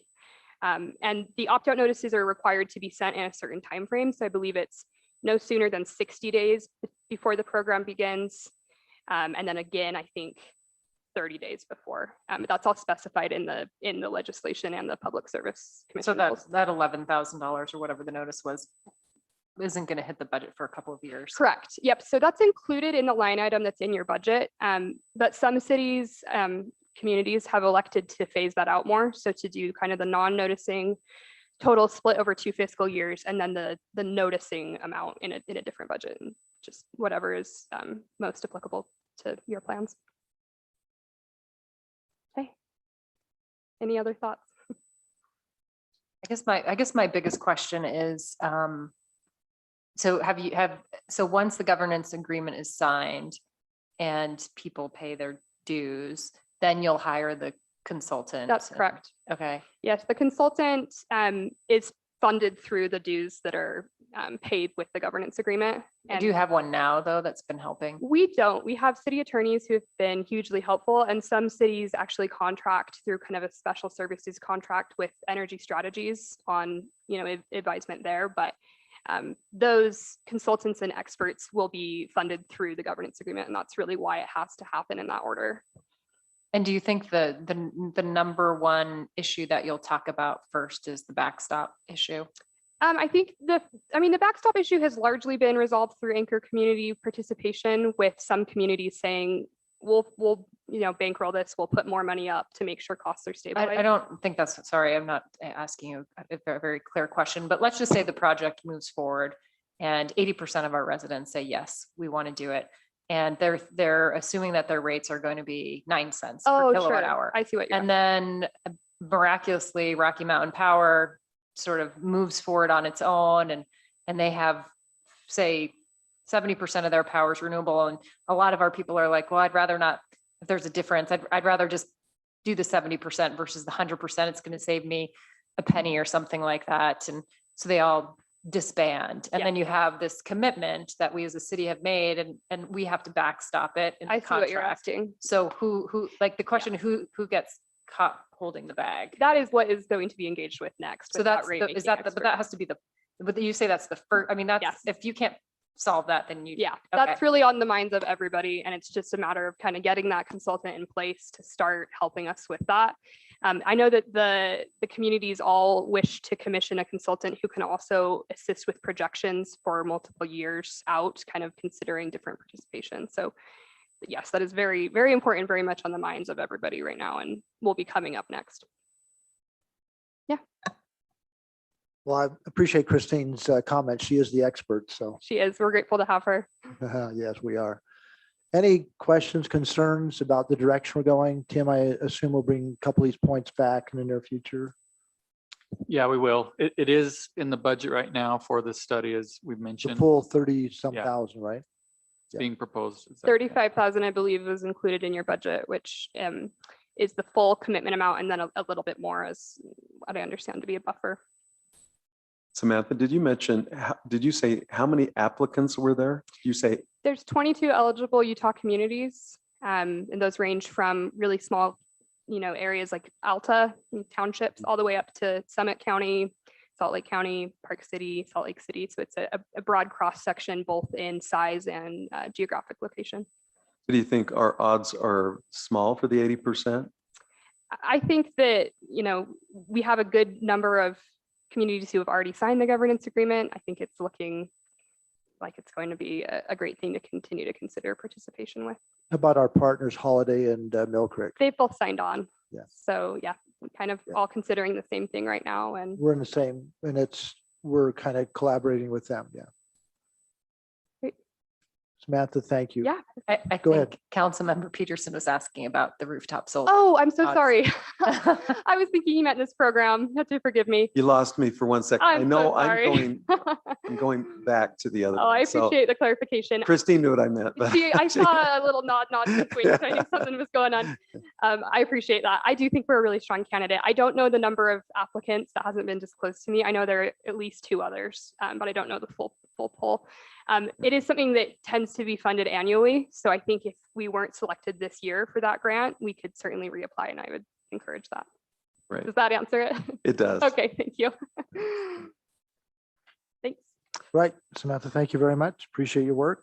Let's move ahead. We only have just a little less than 20 minutes. So Mike, my apologies for, of course, your introduction, I think will only be 60 seconds, so we should be fine. Yeah, I don't think you've heard of this project before. Oh.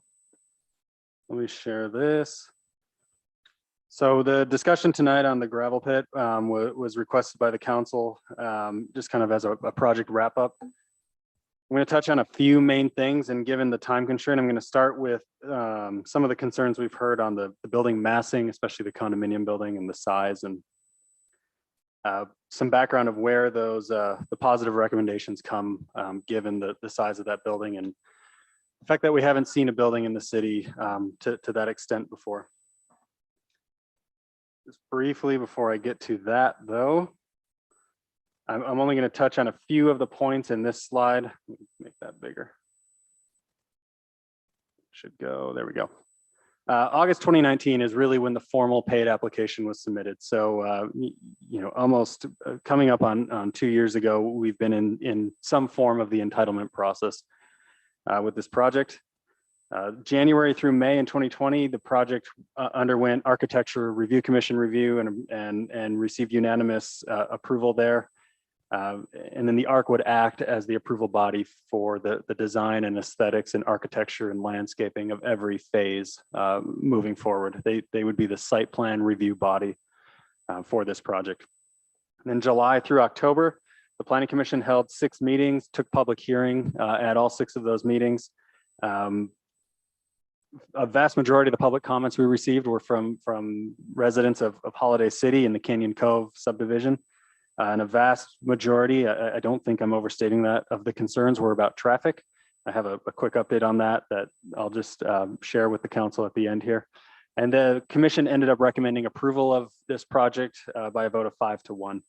So then since December until now, this has been discussed on and off by the city council, and various components of the project have been brought forward and talked about, and we brought experts in to share input. So I'll share some of the renderings that we've received from the developer. This one, I believe, is updated to include accurate scale of all the buildings on the site. I will note, as I have before, the architecture and the design and the colors here are placeholders. They will be refined and put through architecture review, commission review. This is just a massing model to show the visual massing of the site.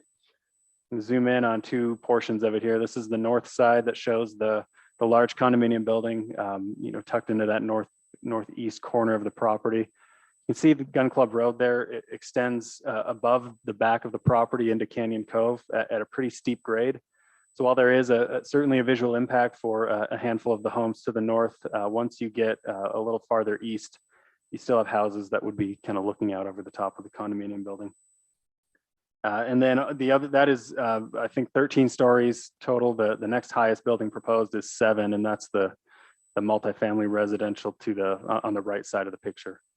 Next to the condominium building.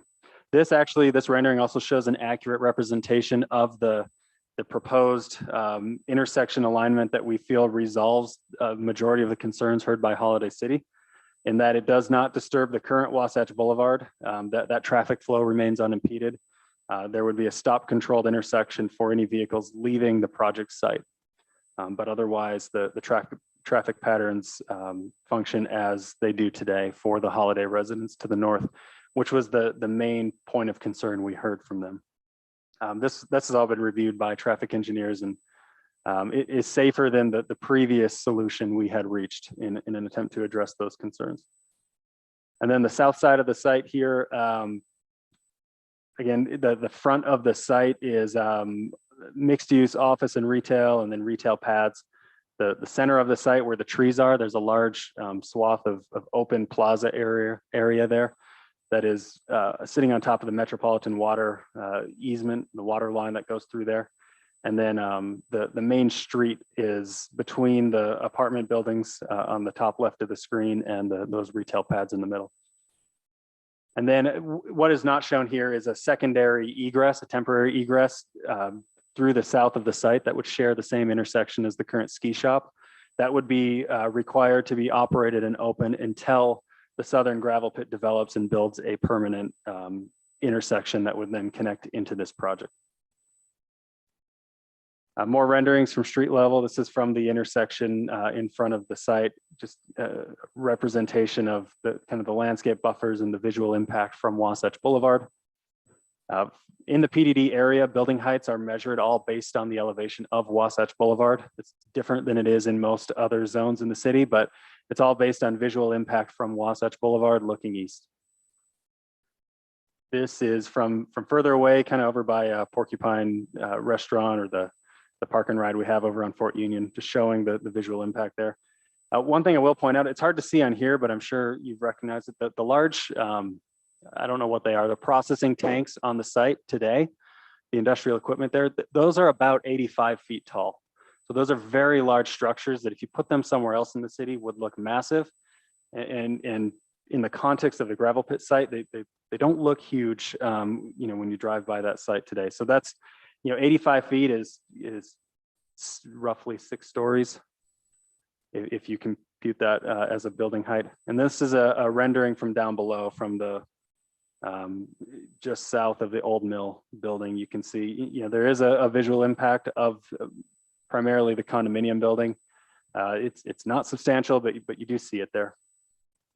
My understanding is that's not the actual height. This is the updated one. Oh, So this was sent they to me, changed it then. updated today. Okay, all right. Yeah, the The previous last rendering we one- had was based on an old proposal that Okay. had, I think, 2 or 3 additional stories that have been removed. Hey, Mike, two questions. Mm-hmm. When I do these for wind turbines that are 600 and 700 feet in the air,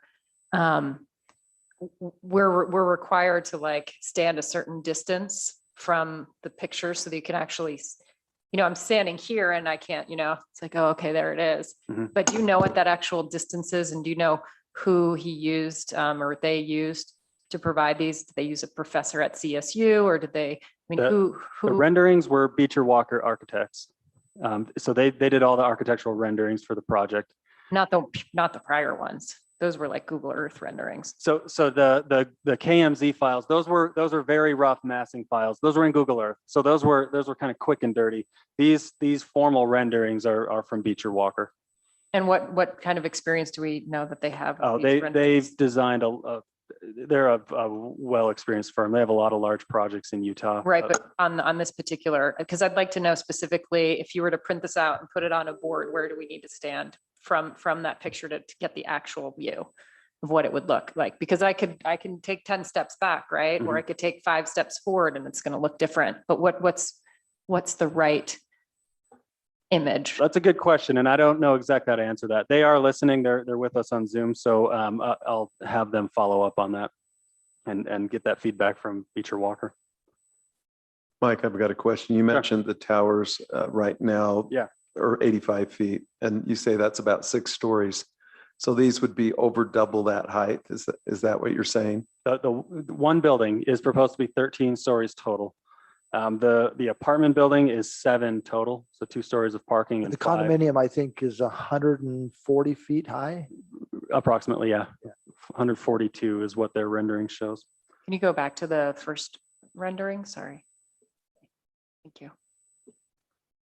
You can see there 5 or 6 or maybe 7 stories are tucked into the hillside. They'd be incorporated into the topography of the site and used likely as a retaining structure for some of that hillside.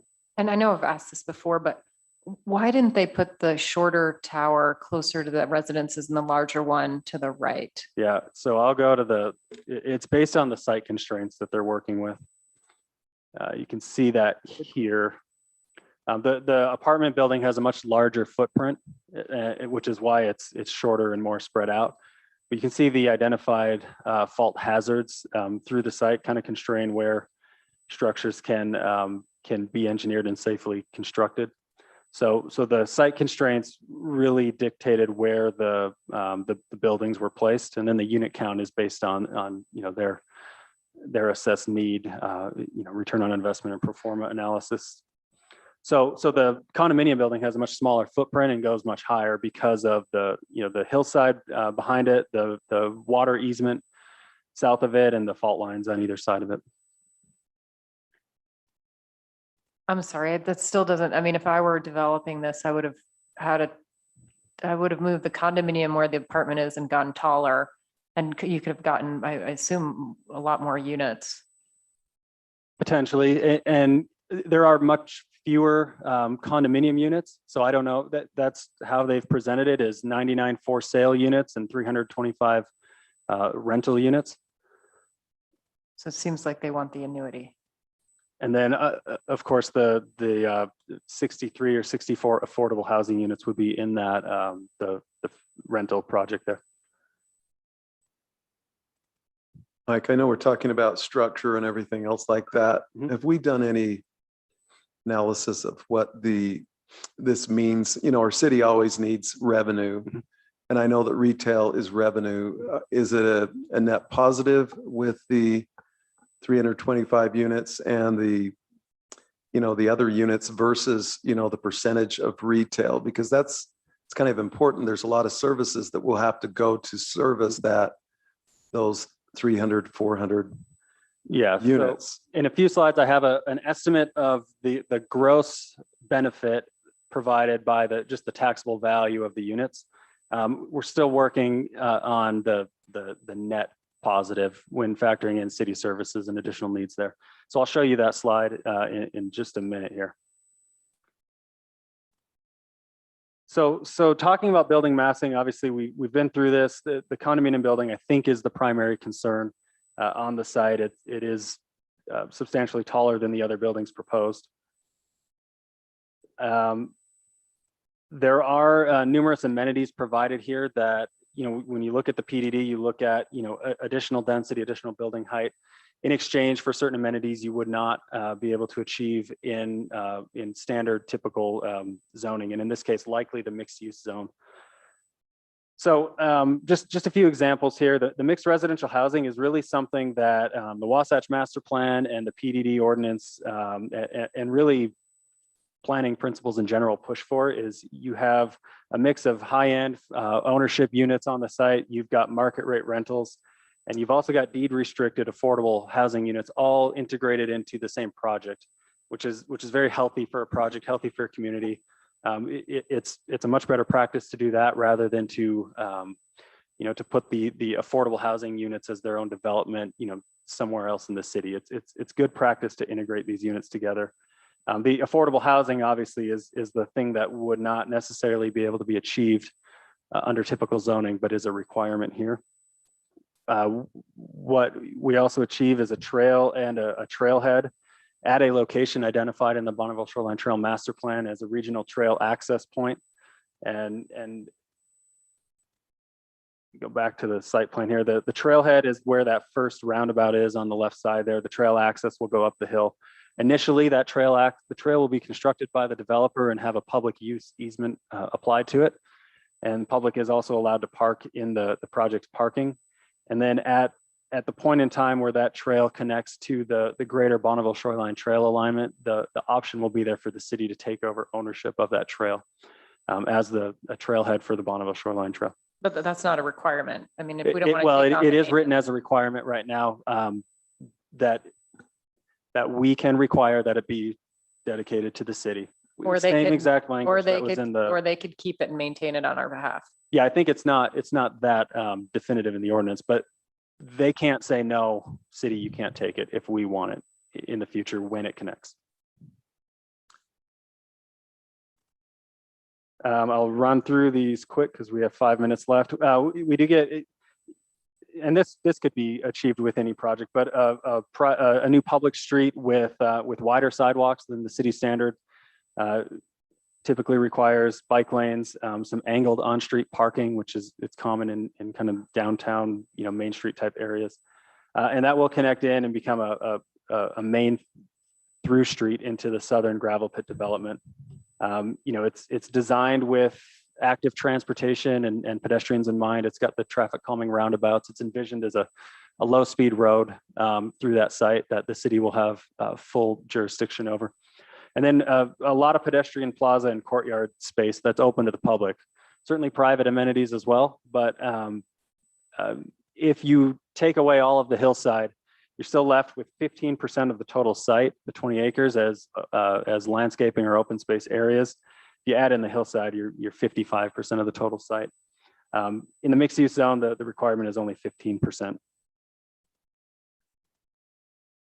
Quickly touching on the height concerns, the height for PDD projects at the gravel pit are, again, like I said, based on the impact to Wasatch Boulevard, and it's actually a sliding scale. The closer you are to Wasatch Boulevard, the shorter the building must be. However, what's not clarified here is there is a minimum height in this zone, which again points to the intention of building a more dense project here than we see in other areas of the city. So the minimum height is 25 feet. And then it slides from 60 feet maximum height close to Wasatch all the way up to 300 feet when you're 500 feet back or more. The height of the condominium project, like I said, is 145 feet above the average grade of Wasatch Boulevard along the project. So Mike, do you know what the highest height of a building is in Cottonwood Corporate?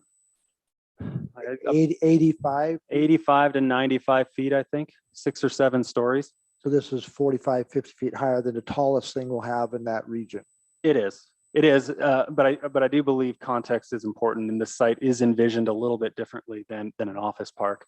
And a lot of those office buildings were constructed at the maximum height before you have to go into steel construction, which drastically increases costs of construction. So this is a visualization of the sliding scale of height requirements from Wasatch Boulevard with Wasatch on the left. So the condominium project is more than 500 feet back from Wasatch Boulevard. And at that point, the maximum building height that could be even proposed in the PDD is 300 feet. This is, 45% of that. This would be a rendering from the south showing that, all the other buildings are well below their maximum heights. So we are pushing height in terms of what's already been constructed in the city, but not in terms of what can be proposed at this site. I won't read through all these, but this is a summary of policy language mainly in the PDD ordinance and in the Wasatch Boulevard master plan that led us, and I believe the Planning Commission and ARC, to supporting this proposal with some of the dense construction proposed. The PDD ordinance just states that a project should be designed to encourage a mixture of uses with complementary high-density multifamily residential, and that should be loft units.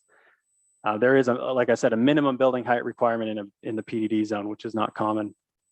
The Wasatch Master Plan envisions throughout the planning process, what we heard there from the public was limit development elsewhere on the Wasatch Boulevard corridor, especially commercial redevelopment, and instead focus on development at the gravel pit site, because it's already a site that is mined out and is a scar in the hillside right now.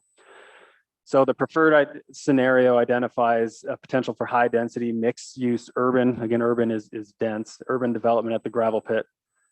The preferred scenario preserves and enhances the scenic and natural qualities along the entire corridor by concentrating new development in the gravel pit.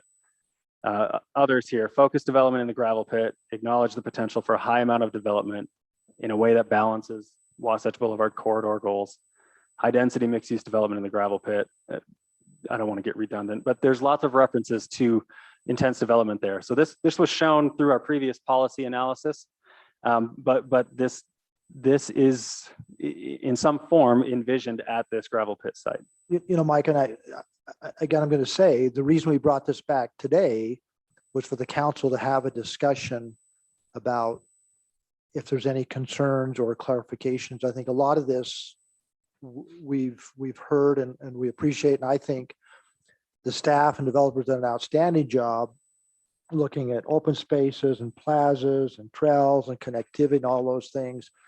I think there's just a couple issues the council I've heard previously, which is, one about the geotech piece of it and the sleds ordinance. And I think we've been working through that, and I know Shane's been involved.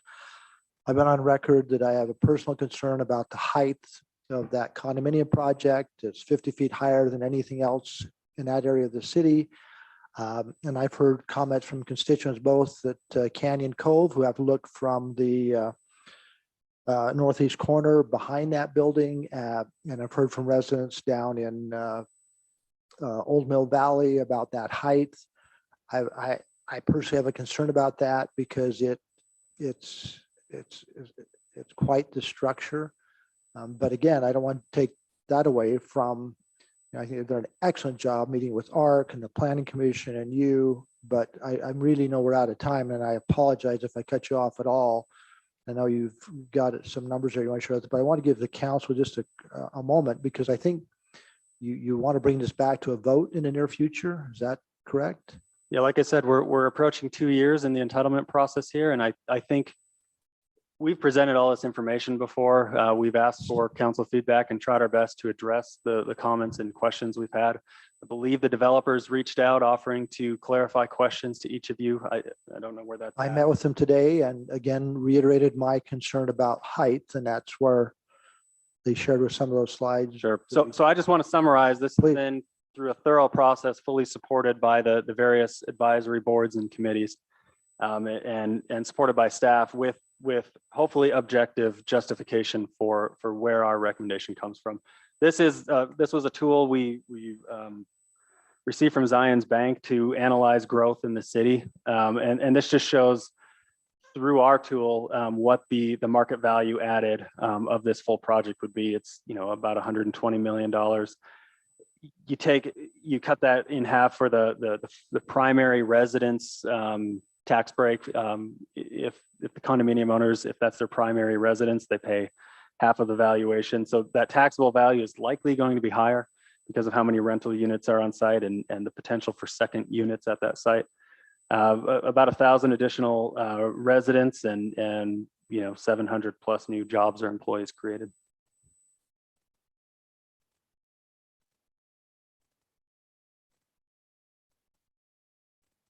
So meaning that the last two lines there. So we'll have 1,000 people going in and out to work or wherever, because it's not really a mixed use community. There are no schools or grocery stores. And then we'll have another 735 people coming in. Potentially. So that's 2,000 new people driving in and out. Yeah. Yeah. I mean, And where are we at with the road? Do we, I'm still not clear. I'm sorry. Yeah. And, so this was, where's Holiday City with the road in terms of how are they? Holiday is feeling? supportive of this. They were not supportive of the previous alignment. I'm not sure that that's the right answer. I would, Holiday City staff. I have a text from somebody from Holiday City from like 2 seconds ago. So let's just make sure where Holiday City and the council are, not staff. What I'm going to say is I have an email from a leadership position with Holiday City staff, and I believe Tim does as well, that says this resolves the concerns we've discussed previously. And we have met 6, 7, 8 times with Holiday staff. So if there's another staff member, I would encourage them to reach out to me because I haven't heard. I would suggest that I would like to hear from the council and their mayor as to if they feel like this has satisfied their concerns, because at the end of the day, you guys do the hard work, but we get the calls. And so you have to understand from actually the mayor gets most of the calls probably. I don't think that we could ever seek perfection. That's probably impossible, but we can try to get as close as we can to perfection and harmony. And I think that it serves the developer well, it serves our city well, it serves our neighboring communities. And so I'm still not clear that the access from the council and Holiday elected officials is on the same page. Well, from my understanding, I guess that's a moving target because at one point, Mayor Daly contacted me. I know we've had several communications back and forth. And then one of the last meetings that we met in person, they regrettably said that they could not agree with our proposed action. Then it was a couple days later, they followed up with a support letter. Yeah. Yes, and that was all before this change as well, that Right. even addressed their concerns. But there was better. the last meeting I was in, they were saying regrettably they could not support our position. But then after that, I was told that you received something in support, right? Yeah. Well, like Mike said, there was a change in the road configuration after those meetings. Yeah. And after the time that we met, and that's the difference. So I'll just conclude. I need to hear from someone if that has changed since April 19th, I think is when I got that support. At the same time, this is fully within Cottonwood Heights jurisdiction. So we do want to be great community partners and work with Holiday on this. And I think we really have made an effort. And I think whoever is communicating would hopefully agree with that in numerous meetings, and that this addresses a lot of the concerns the Planning Commission heard from Canyon Cove, exclusively Canyon Cove residents in Holiday City. Well, in the last meeting, if I remember correctly, the city manager was there, the mayor, a council member, and we had already modified the access point, and they had changed their position from previous that they could no longer be supportive, but yeah. But then they came later, and I heard that you got something in writing, and I was surprised to hear that they had changed it as no, we're supportive and we're okay. It's because the road configuration changed. Correct. It's different from what we originally had. Traffic is now allowed to flow unimpeded for Holiday residents. The only people that have to stop would be leaving the new project area. Yeah. They would have to wait. I might recommend that the photo rendition, they clearly mark the lanes. If you look at that picture, you'll see that it's very difficult when you look at it to understand, are there 2 lanes? What's turn, it's just, it could be enhanced, I think, and it would maybe lead to less confusion. If I may offer that. We can clarify. Well, we're going to frustrate you if we're not careful. So Mike, my apologies, but we do need to give you the feedback and try and help us come to a position where we can move forward for everyone's benefit. So I think Councilor Michael's suggestion, just to make double sure that Holiday doesn't have a new position or a changing position, maybe confirm that. And and we're out of time, and I wanted to talk more about height, but we kind of ran short of time. Any other questions, concerns from the council that we need to make quickly? I would say I like the demonstration within the PDD zone of what the heights are. That is tucked over there closely. I was a little, I don't know why I had missed, it was 3 levels of parking and 10 of units. So there's 10 living units there. Mhm. Traffic is always a common concern, justifiably so. But there, and you need to balance reality of what traffic is and how it actually will work with clamor about it. And I'll just leave it at that. So Mike, what do you propose as the next step? If there are concerns that Tim and I can meet with each of you to provide additional detail on or talk about further, we're happy to do that. Again, same place, we're ready to put this in a final package. We can clarify any outstanding questions, but largely the project is as proposed here. So we're presenting the same information in different ways to try to clarify. certain concerns. I hear 3 questions. And I'm going to represent Councilmember Bruce one. One is I still have a couple of questions on height. So I apologize, I didn't have enough time to get to them. 2, I just want to make sure from our city attorney and staff that we're in compliance with sleds. And then 3, let's make sure on the traffic with holiday that and that ingress and egress is, that we're on the same page. Yeah.